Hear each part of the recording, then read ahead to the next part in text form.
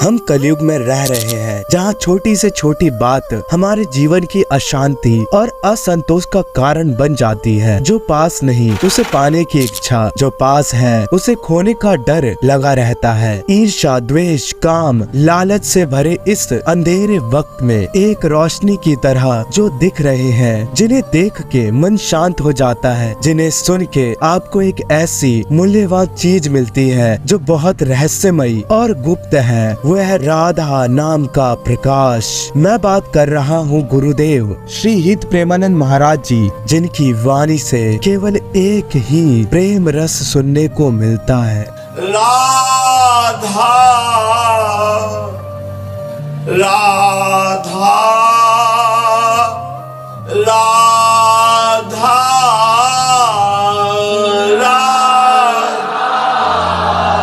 आज के वक्त में अगर हम महाराज जी के जीवन को समझे तो हमें बहुत सी ऐसी बातें सीखने को मिलती हैं, जिन्हें हम अपने जीवन में उतार के सहज ही भगवत प्राप्ति कर सकते हैं। अपने जीवन के सारे काम सार्थक और सफल बना सकते हैं। अगर आपको अपना ये आरामदायी जीवन मुश्किल लगता है तो आइए मैं आपको दिखाता हूँ असली कष्ट और तकलीफ से भरा जीवन होता क्या है। हम महाराज जी के जीवन को शुरू से देखेंगे। मैं आपको सारांश में समझाता हूँ महाराज जी ने अपना घर कैसे छोड़ा था। पूज्य महाराज जी एक विनम्र और अत्यंत पवित्र ब्राह्मण परिवार में पैदा हुए थे। उनका नाम अनिरुद्ध कुमार पांडे रखा गया था। इनका जन्म कानपुर उत्तर प्रदेश में हुआ। जब महाराज जी कक्षा 5 में पढ़ते थे तब उन्हें एक बात सताने लगी कि एक दिन मेरी माँ मर जाएगी, मेरे पिता भी मर जाएंगे, कोई भी यहाँ टिकाऊ या स्थायी नहीं, सब मरने वाले हैं। उनको ये एहसास हुआ कि किससे हम अपना माने, किससे हम अपनापन करे, यहाँ सब कोई नष्ट होने वाला है, कभी भी कोई भी मर सकता है। कोई तो ऐसा होना चाहिए जिससे हम प्यार करें और वो सदैव हमारे पास रहे। तब एक रास्ता निकला कि एकमात्र भगवान के सिवा कोई ऐसा नहीं जो हर पल और हमेशा हमारे साथ रहे चाहे दुख हो या सुख। इस बात ने उन्हें भगवान को पाने के लिए प्रेरित किया। 13 वर्ष की उम्र में उन्होंने घर का त्याग कर भाग पड़े भगवान की तरफ। भाग के वाराणसी के घाटों में गए। पिता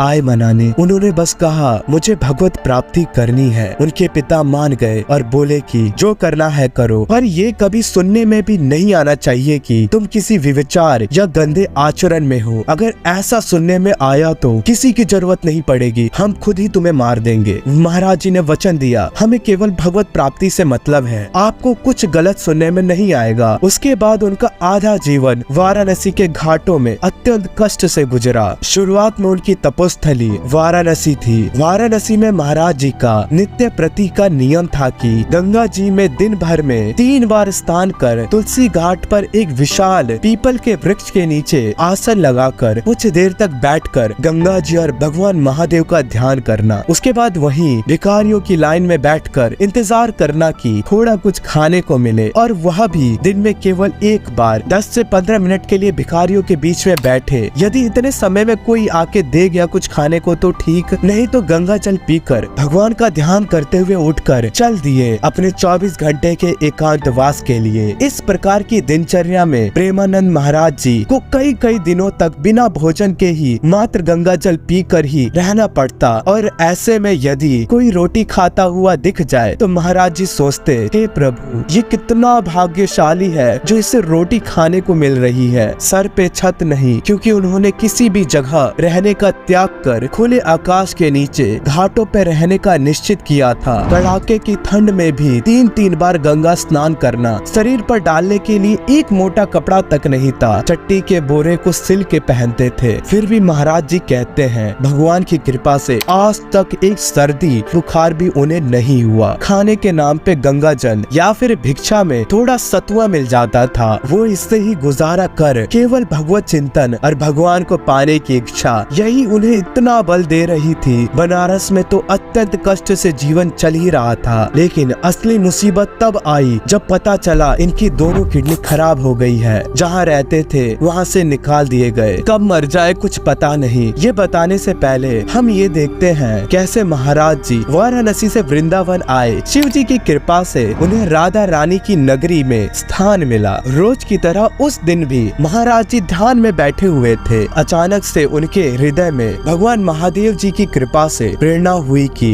कैसा होगा वृंदावन, पर उन्होंने इस बात पे उतना ध्यान नहीं दिया। अगले दिन फिर रोज के नियम अनुसार तुलसी घाट पर बैठे हुए थे, तभी एक अपरिचित अनजाने संत उनके पास आए और बोले कि भाई जी, श्री हनुमान जी का विश्वविद्यालय जो काशी में स्थित है, उसमें श्री राम शर्मा आचार्य जी द्वारा एक धार्मिक आयोजन का प्रबंध किया गया है, जिसमें दिन में श्री चैतन्य लीला एवं रात्रि में रास लीला का मंचन होना है। चलो महात्मा, हम दोनों लीला का दर्शन करने चलते हैं। महाराज जी ने कभी रास लीला तो नहीं देखी थी। महाराज जी का स्वभाव था हमेशा एकांत में रहना और एकांतवास करना, इसलिए उन्होंने उन बाबा जी से कह दिया, आप जाइए, मुझे आवश्यकता नहीं है। तो बाबा जी फिर बोले, अरे महात्मा, श्री धाम वृंदावन से कलाकार आए हुए हैं और यह लीला पूरे 1 महीने तक चलेगी। चलो चलकर दर्शन करके आते हैं, बड़ा आनंद आएगा। महाराज जी फिर बोले, आपको दर्शन करने जाना है तो आप जाइए, मुझे इसकी आवश्यकता नहीं है, मैं अपने में मस्त हूँ, आप मुझे क्यों छेड़ रहे हैं। पर बाबा जी कहाँ मानने वाले, वे फिर बोले, अरे महात्मा, बस एक बार मेरी बात मान लो, सिर्फ एक बार मेरे कहने पर चलो, फिर मैं दोबारा नहीं कहूँगा। महाराज जी ने सोचा कि ये बाबा जी इतना हट क्यों कर रहे हैं, शायद इसमें महादेव जी की कोई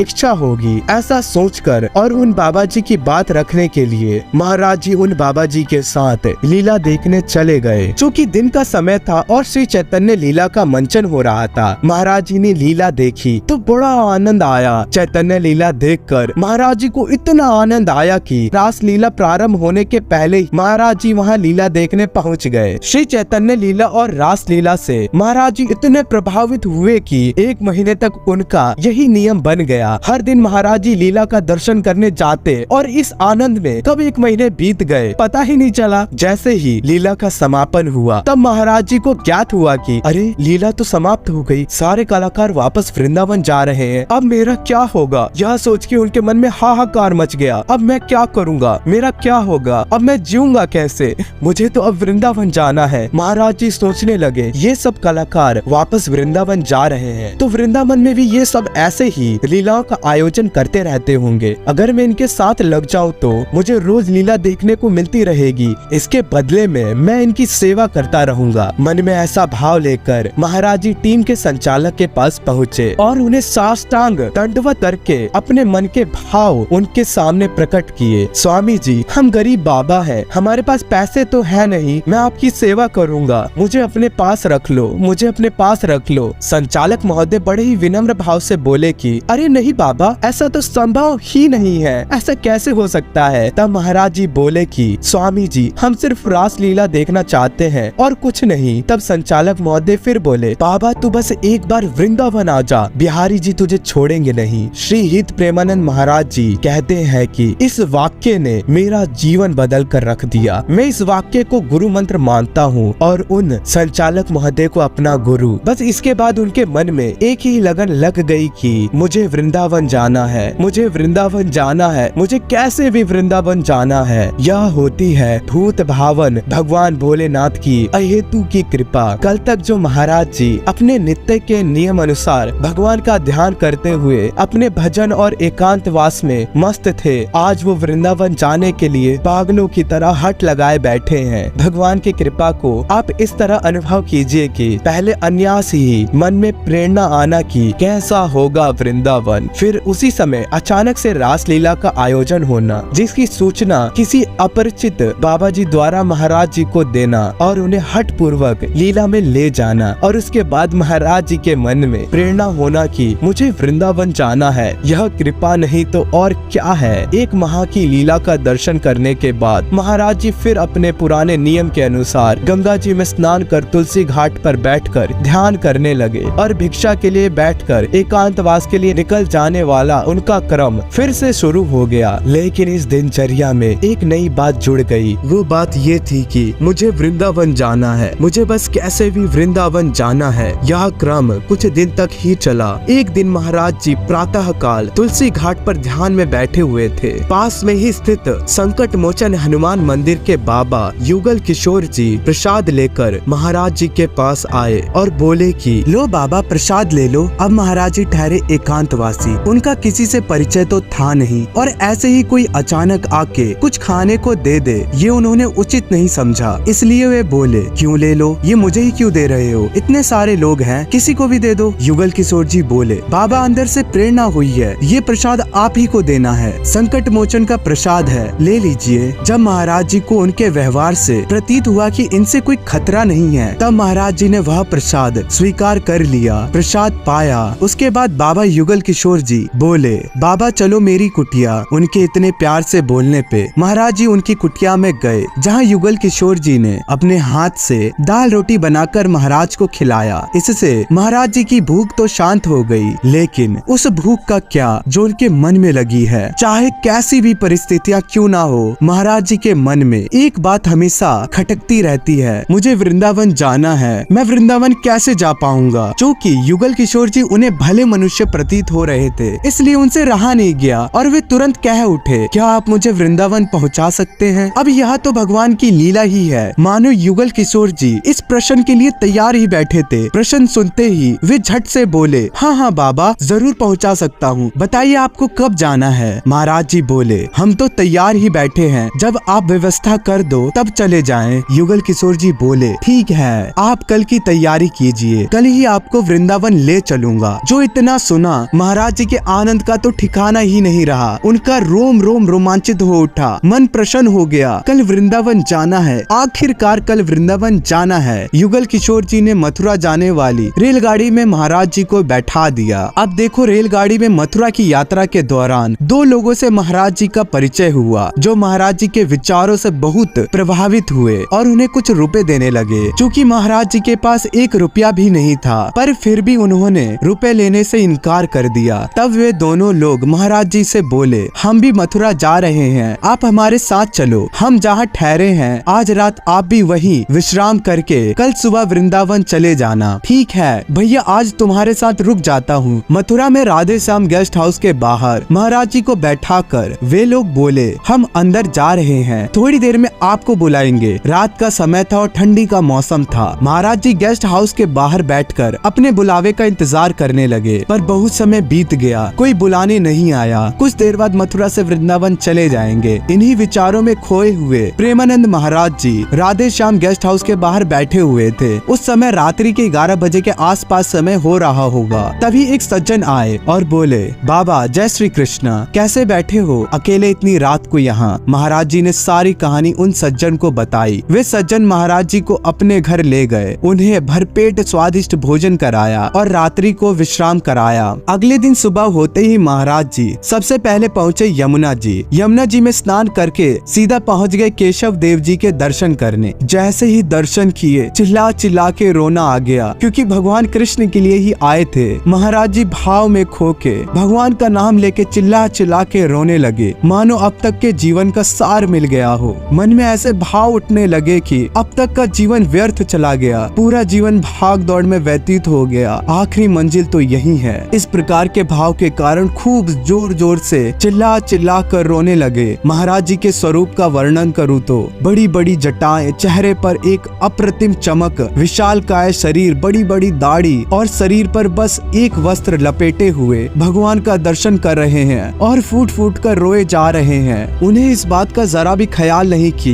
वे कहाँ खड़े हैं, क्या कर रहे हैं, उन्हें कौन कौन देख रहा है, बस रोए जा रहे हैं, रोए जा रहे हैं। मंदिर में आए अन्य लोग आश्चर्यचकित हो गए। यह दृश्य देखकर ऐसा लग रहा था मानो आज भगवान स्वयं अपने भक्त को दुलारने प्रकट हो गए हो। पूरा मंदिर वात्सल्य से भर गया। लोग आपस में चर्चा करने लगे, अरे इन बाबा जी को देखो कैसे भगवान की याद में रो रहे हैं। और देखते ही देखते कुछ ही क्षणों में महाराज जी के चारों तरफ दर्शनार्थियों की भीड़ जमा हो गई। कोई उन्हें फूल माला पहना रहा है, कोई उनके चरणों में गिर रहा है। तभी एक दर्शनार्थी बोला, हे बाबा मैं आपकी सेवा करना चाहता हूँ, आप आदेश करें। महाराज जी के मन में तो बस एक ही इच्छा थी, मुझे वृंदावन जाना है, कैसे भी मुझे वृंदावन पहुँचा दो। उस भक्त ने साधन की व्यवस्था करके महाराज जी को मथुरा से विदा किया। उस गाड़ी वाले ने महाराज जी को रमन रेती तिराहा में उतार दिया। रमन रेती में कुछ देर घूमने के बाद महाराज जी की भेंट होती है संत श्री श्याम सखा जी से। उनसे महाराज जी ने निवेदन किया कि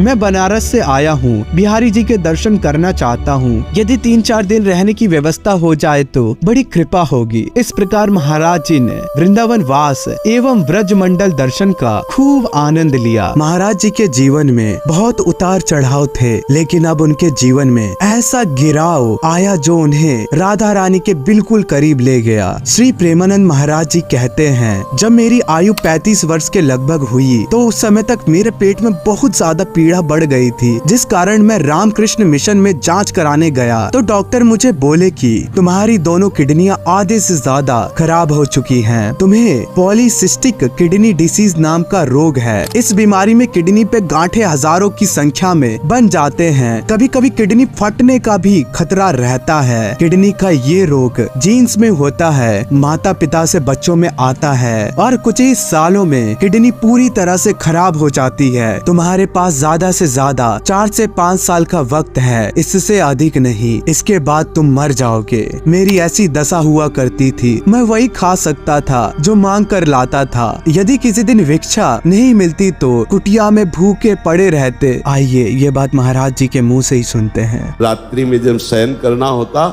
तो अब हमें तो पता नहीं था, चूंकि ज्यादा पढ़े लिखे नहीं थे, तो लगा कि किडनी खराब को हम तब कभी भी मर सकते हैं। डॉक्टर ने कहा था कि आप 5 साल में मर जाओ, तो हम कहा कभी भी मर सकते हैं। तो रोज राधा वल्लभ जी की छवि ऐसे प्रसादी चुनरी से अपनी छाती में बांधते, रज लगाते, चरणामृत पीते, क्योंकि कोई देने वाला तो था नहीं। तो उनका पता नहीं रात में मर जाए तो।